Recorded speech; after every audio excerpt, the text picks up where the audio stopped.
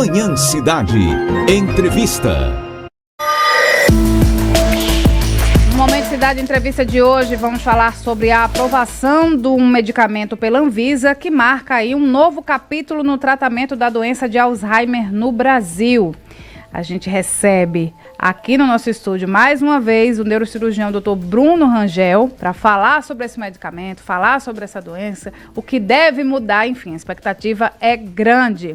E, claro, vocês podem participar dessa entrevista, tirando dúvida, se você tem convive com um paciente de Alzheimer, se você é cuidador, se você conhece alguém, aproveita e avisa, porque esses próximos minutos serão bem importantes, principalmente para aumentar a qualidade de vida tanto do paciente quanto do cuidador.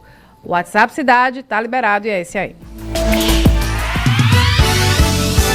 Mande sua mensagem para o nosso WhatsApp 81 998780997. WhatsApp Cidade FM. Oferecimento Rockball, o boliche de Caruaru.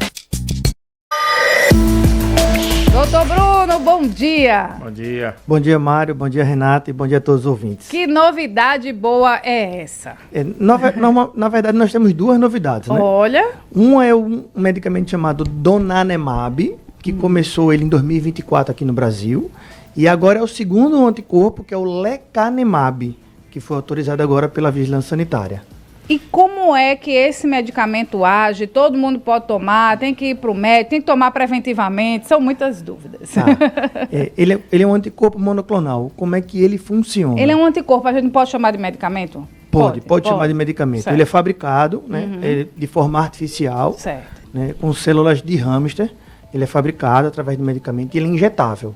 Certo. Ele é um anticorpo feito de forma artificial para sinalizar para o cérebro, para ele poder intervir naquela situação em que está prejudicando. Ou seja, existe uma proteína chamada beta-amiloide, que todo ser humano fabrica e que ela é rapidamente, no cérebro, ela é rapidamente limpada. Ela é fabricada como um depósito, né, um resquício, e aquele resquício ele é limpado. Só que, por algum motivo que a gente ainda não entende, né, alguns fatores genéticos associados ao Alzheimer, aquela substância se acumula. E ela se torna tóxica, inflama e mata o neurônio. Então, o anticorpo funciona sinalizando para o cérebro, para a gente retirar essas placas que estão sendo depositadas, e aí faz com que o cérebro continue funcionando normalmente. Sinaliza que essa limpeza precisa continuar acontecendo. Perfeito. Né? Por isso que a gente está chamando hoje esses dois anticorpos monoclonais de doenças modificadoras de doença. Por quê? Ele está modificando o tempo do curso do Alzheimer. Os remédios que a gente tem hoje habitualmente, donepezila, memantina, ele não ataca nessa proteína, ele ataca nos sintomas que o Alzheimer produz. Na perda de memória, na alteração de fala, no raciocínio. É como se a gente estivesse tratando uma infecção com um remédio somente para febre. A gente não está matando a bactéria, né? A gente está somente atacando a febre. Agora uma dúvida, eu li que esse medicamento ele pode ser usado nas pessoas que estão com Alzheimer leve. Mas quem já está com o Alzheimer avançado também pode usar ou já não? Os estudos ainda estão requerendo isso, mas o ideal é na fase leve. Por quê? Porque o anticorpo e a sinalização para limpeza ela é melhor. A questão da fase avançada é que a morte celular já é muito grande. Então, a reversão dos sintomas é bem menor. Esses estudos que a gente ouviu muito falar, né, principalmente no começo dos anos 2000, sobre a questão das células tronco. Tem algum avanço nesse sentido também, doutor? No momento ainda não. Alzheimer não. No momento ainda não, infelizmente. Por quê? Hoje a concentração do estudo para o Alzheimer é justamente entender como parar, né, de que essa proteína fique depositada em excesso. Ainda não se descobriu isso. Ainda não se descobriu isso. Como se dá com esses fatores genéticos e de repente a gente perde a capacidade de fazer essa limpeza. Então esse anticorpo ele agiria para melhorar o sistema imunológico, digamos assim. Isso, só que o sistema imunológico, na verdade, não está atuando contra, por exemplo, um agressor. Ele está ajudando como se fosse um gari para uma limpeza. Então, na verdade, essa proteína... Está contratando uma limpeza terceirizada. Perfeito. A gente está contratando uma limpeza terceirizada, porque essa limpeza ela é sinalizadora. Olha, célula de defesa, você tem que chegar ali, perto do neurônio, e tem que pegar essa proteína que está ali depositada de forma errada e limpar ela, tá? coisa que normalmente ela já faz, mas ela meio que perde essa informação. Mas a pessoa, quando, durante esses estudos, foi verificado o quê? Que as pessoas realmente eliminam os sintomas da doença ou apenas diminui? O que é que foi observado? Perfeito. Além de diminuir os sintomas da doença, mas o principal não é nem isso, porque diminuir os sintomas da doença os outros remédios já fazem. Mas é principalmente do ponto de vista cerebral, foi-se observado uma diminuição do depósito dessas proteínas. Ou seja, a gente mantém as células viáveis, né, saudáveis e naturais mais tempo. E a gente pode tomar preventivamente, doutor Bruno? Não, porque não há necessidade. Né? Porque já vai estar fazendo a limpeza, né? Já está fazendo a limpeza normalmente. É só para aquelas pessoas que de fato têm o Alzheimer diagnosticado. Olha, o doutor Instagram, doutora rede social, ele de vez em quando aparece esses vídeos, né? Olha, eu gosto daqueles vídeos que aparecem os bonequinhos. Eles estão em alta, né? Dando dicas, né? Isso. Aí a lúdica, né? Pra gente, não semana, tem quem não pare para acompanhar. Essa semana eu vi um que era sobre leia mais, que você vai ajudar. O que é que a gente... Se a gente tem caso na família, tem que chamar atenção? Tem. Essa questão genética. E o que pode fazer para prevenir? Né? Já que se for hereditário não vai ter muito o que fazer, né? Então, a gente acredita que o Alzheimer é uma combinação de fatores. Herança familiar, fator genético próprio, fator ambiental e estilo de vida. Ou seja, tabagismo em excesso, etilismo em excesso, obesidade, alimentação com alimentos ultraprocessados. Isso pode favorecer o surgimento do Alzheimer? Pode, não é que vai. O mesmo jeito o contrário se procede. Boa noite de sono, boa alimentação, exercício físico regular. Isso pode tentar evitar que o Alzheimer apareça. Mas basicamente é fator genético e fator familiar. E o fator ambiental, que é esse que a gente pode controlar. A gente, quando era garoto, doutor, via muito a palavra fulano está caducando. Já era Alzheimer, que o pessoal antigo dizia, né? Fulano está caducando. Dizia fulano está caducando, fulano está esclerosado. Esclerosado. Né? Vovô está esclerosado. De repente ele começou a ficar... Está demente. Ou então dizia, está trevaliando. Não, vovô está trevaliando, está trevaliando. De repente ele começou a ficar ruim do juízo. Então, se confunde muito do que é o Alzheimer do que é uma idade avançada. O declínio cognitivo é natural da idade, né? A gente não há de se esperar que uma pessoa com 90 anos tenha uma performance, uma eficiência cognitiva de uma pessoa de 40, de 20.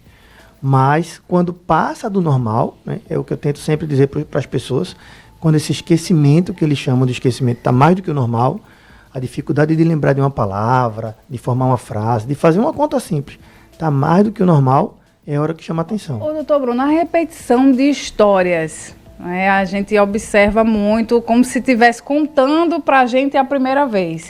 Isso é bem comum, né? Também. A repetição de história, por exemplo, o fato de ter almoçado e a pessoa não lembrou que almoçou, né?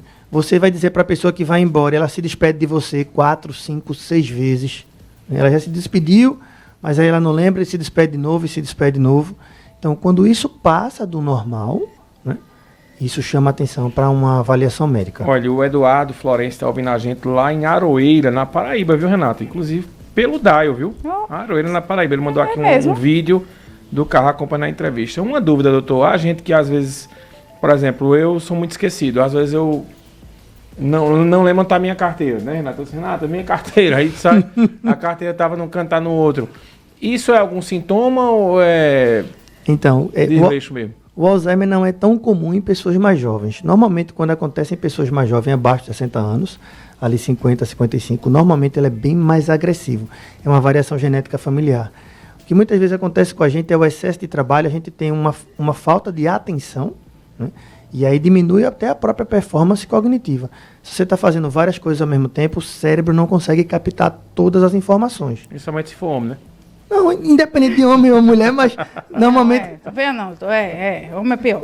Não, a gente normalmente foca naquela... Olha, eu brigando com o especialista, vem mesmo. A gente foca muito na operação de sim ou não, então, quando a gente está prestando muita atenção numa coisa, a gente... Nisso aqui, né? Principalmente. Celular, minha gente, é que eu estou mostrando aqui, doutor Bruno. A tela... O hiperestímulo do celular, das telas de um modo geral, mas principalmente a tela celular, né? A gente está muito próximo. Isso estimula a alteração de neurotransmissores no cérebro, né?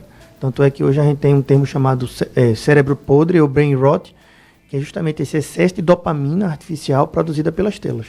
Isso prejudica muito a performance cognitiva. A gente saiu mais do analógico, de correr para jogar uma bola, né, de andar para ir para o vizinho, de fazer uma caminhada e que está muito parado dentro de casa com o celular na mão.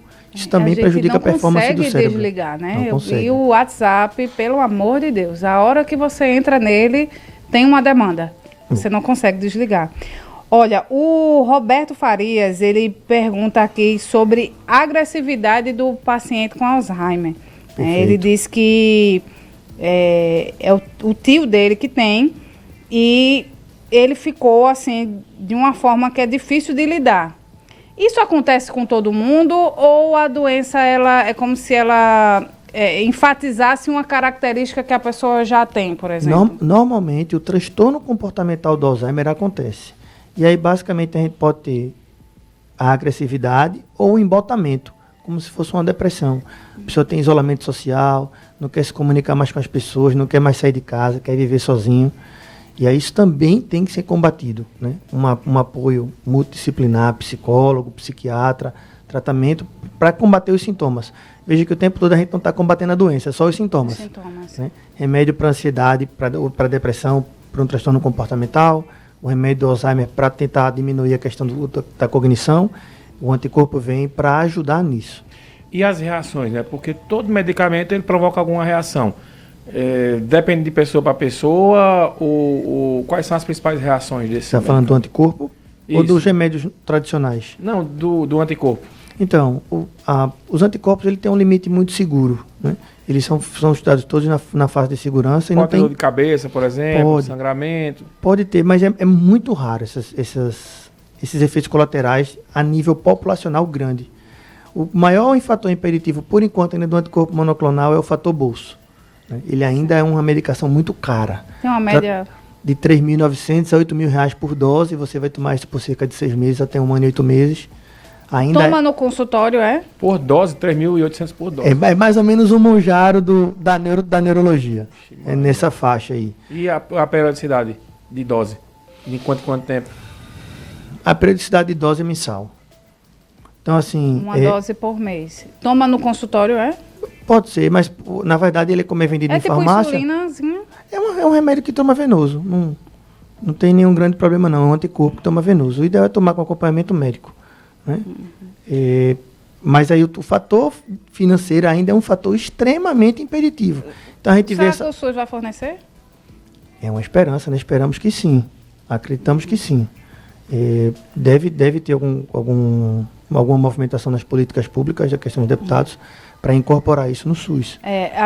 A gente fala sobre isso porque quem tem um paciente com Alzheimer em casa é algo muito difícil, né? E mexe com a saúde mental de todo mundo. E né, doutor? Você tem que entender que como é na fase inicial, porque justamente nas fases intermediárias avançadas o dano cerebral já é grande, como modifica a doença na fase inicial, essa janela é uma janela relativamente pequena. Né? A gente tem que tentar intervir nesse momento. Então, mas o detalhe é que esse medicamento ele não é uma cura, né? Não, ele não é cura. Ele apenas dá uma freada na doença. Isso. Ele é um modificador de doença no fator de tempo de progressão. O que ainda para a gente médico é um avanço. É um avanço, mas é um avanço pequeno. Né? Mas seria o primeiro passo? É o primeiro passo, porque o ideal seria pelo menos estacionar a doença. Se a gente conseguisse um remédio que estacione a doença, pare ela ali, ou seja, o dano que causou, mas dali para frente não causa mais. Eu acho que, pelo menos para mim, pessoalmente, eu ficaria mais satisfeito com um passo desse. Mas para gente que nos últimos 50 anos não tinha nenhum grande remédio... Eu ia perguntar, eu acho que diante das modificações tecnológicas, né? Por exemplo, nos anos 80, ali, finalzinho e início dos anos 90, a AIDS era uma coisa que o povo tinha até medo de falar. Isso. Hoje já é algo bastante... Eu me lembro do jogador Magic Johnson, isso, né, do Dream Team, que até hoje convive... Isso. Tá, então, muito bem. E assim, avanços, já até fala-se até em cura da AIDS. Não, a gente já teve até aqui no Brasil, acho que não tem mais a transmissão de mãe para o bebê com por causa dos PrEP, das prevenções. Então, Mário, perfeito. O que é que a gente está tentando fazer com a medicina moderna? Que transformar doenças que eram fatais em doenças crônicas de conviver. Não só o HIV, por exemplo, mas o próprio câncer. Se o câncer que é fatal, né, se o câncer que mata, se a gente consegue conviver ele, consegue transformar ele numa doença que se conviva, que ele fique crônico, a gente já evitou a mortalidade, para a gente é um ganho absurdo. E aí o outro passo são as doenças neurodegenerativas, né? As doenças, elas progridem, elas têm progressão, não importa o que a gente faça, elas continuam progredindo, e progredindo, piorando, degenerando. E aí, se a gente também consegue fazer isso de uma forma estacionária, crônica, para a gente já vai ser um ganho tremendo. Qual seria o start, assim, para você dizer, opa, ou um parente, alguém perceber que uma pessoa ela pode desenvolver o Alzheimer? Qual seria o start? Normalmente na casa dos 60 a 65 anos, quando a parte cognitiva chama mais atenção do que o normal. Então, como a gente fala no popular, está esquecido demais, se perdeu geograficamente, saiu de casa e não lembrava como voltava. Isso chama atenção a gente, ou não reconheceu a casa, ou não reconheceu o trajeto. Né? Tá com dificuldade. A gente conviveu com o padrasto de Renata, né? Ele chegou uma vez ele chegou na casa, como ele morava na praia, aí ele chegou, a casa ela tinha duas frentes, né? A parte normal e a frente de trás. E ele chegou na parte de trás, ele disse, eu não estou na minha casa não, porque ele não tinha visto a praia. E quando ele foi pro outro lado, né, Renata? Ele teve uma confusão de tempo, porque ele fez uma viagem justamente para o médico, que era em Maceió, saiu de manhã e quando chegou em casa era noite. E aí ele não conseguiu reconhecer a casa e queria ir embora, e foi uma luta. Então, e eu vi o quanto isso era principalmente se a casa ela for recente, porque a perda da memória, principalmente a perda da memória recente. A gente acaba perdendo a memória mais próximas e só fica lembrando muito da memória do passado, porque aquela memória já está gravada, principalmente do aspecto emocional. Então ele às vezes não reconhece a casa nova, mas ele reconhece a casa antiga, como se a casa antiga ainda fosse dele. Então tem esse aspecto também. Você não reconhece a casa porque mudou de casa.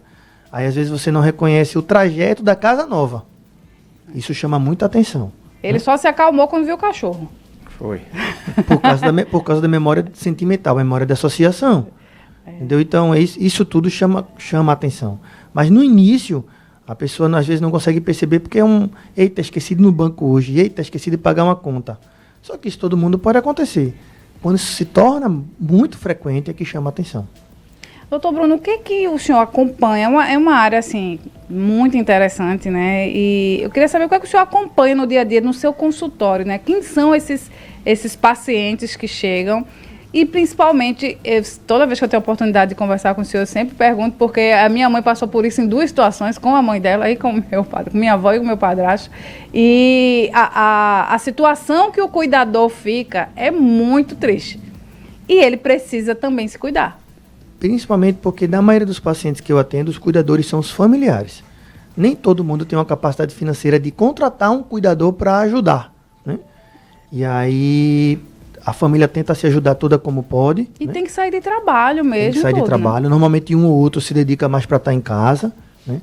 Ou muitas vezes é aquela pessoa que mora, o filho é vizinho, né?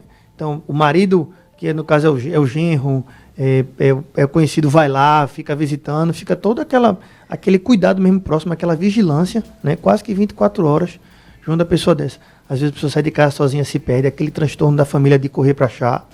E aí, muitas vezes o cuidador ele acaba esquecendo também de se cuidar, né? É uma coisa complicada, né? Por exemplo, tem um amigo meu que o pai dele já faleceu, mas ele estava doente e ele esquecia que estava doente. Ele ficava perguntando, por que eu estou aqui no hospital? Me tira daqui, era uma agonia danada. Então, o cuidador ele esquece de cuidar porque ele foca somente no familiar. E isso também é um risco, porque é um risco duplo. Você agora tem uma pessoa que cuida que também está precisando de cuidado. E aí os dois acabam precisando de cuidado. E a família em si, né, principalmente se tem mais filhos, essa família precisa estar unida nessa causa, porque às vezes deixa ali na mão de um, sim, né? Sobrecarrega aquela pessoa. Sobrecarrega aquela pessoa e aí ela pode realmente adoecer, né? Tem que fazer terapia, tem que se cuidar, porque o rojão é grande, né, então, doutor? Na fase inicial, né, a gente não aborda tanto, mas quando a gente diagnostica, e a gente fecha o diagnóstico do paciente, a gente sempre tenta orientar, né, os cuidadores. Olha, são quantos? Como é que vocês vão proceder o cuidado? Vocês têm que tomar cuidado para não sobrecarregar. A gente começa esse diálogo inicial. E como esse paciente ele acaba voltando, a gente vai acompanhando e vendo como é que está a situação também do cuidador. E como é que a pessoa deve comunicar ao paciente que ele está com Alzheimer? Ele vai entender. Então, não, se for no começo. Ele pode até entender, mas A questão dele é que com o próprio avançar da doença ele vai acabar esquecendo às vezes dessa informação. Ou às vezes ele acaba não processando isso de forma sentimental. Ele pode tentar negar ou ele pode não compreender totalmente, né? Às vezes a gente utiliza muito o termo técnico, eu tento trazer isso mais para o popular, mas muitas vezes a informação fica mesmo com os familiares, né? Dependendo da fase que o paciente já chega para a gente, ele já não tem tanto cognição para entender mais. A gente tem uma pergunta aqui da Flávia Varejão, ela pergunta sobre consertar o que o paciente com Alzheimer está falando, se ele está trazendo uma informação que não é aquela, se contesta ou não. Essa é uma pergunta extremamente frequente no consultório. Doutor, eu posso corrigir? Pode.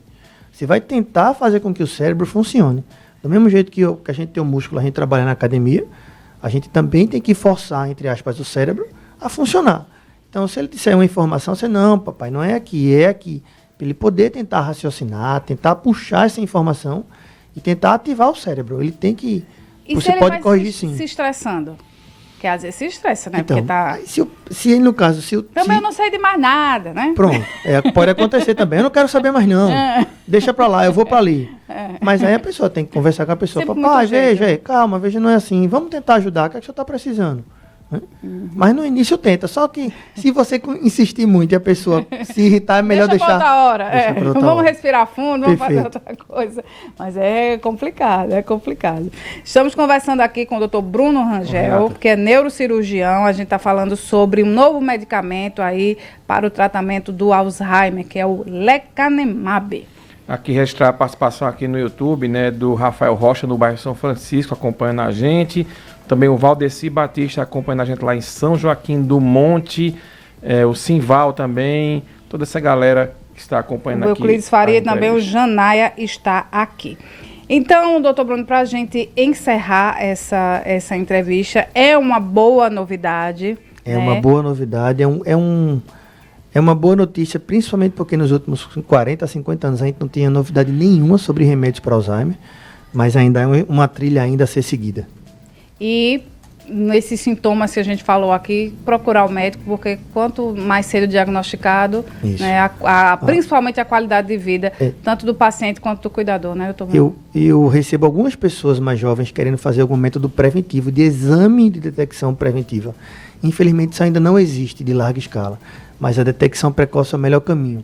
Então, começou a sentir sintomas, achou que está mais do que o normal, normalmente é o acompanhante familiar que percebe isso, traz para uma avaliação médica. Muito bem. Doutor Bruno Rangel, neurocirurgião, muito obrigada. Eu que agradeço a vocês. 8 horas e 58 minutos, Mário Flávio. Você é só falta de atenção, viu, meu amiguinho? Sai do celular um pouquinho, né, e foque no que tem que ser focado. Fogo, levando ainda ao vivo. Olha, ela está chegando. Aline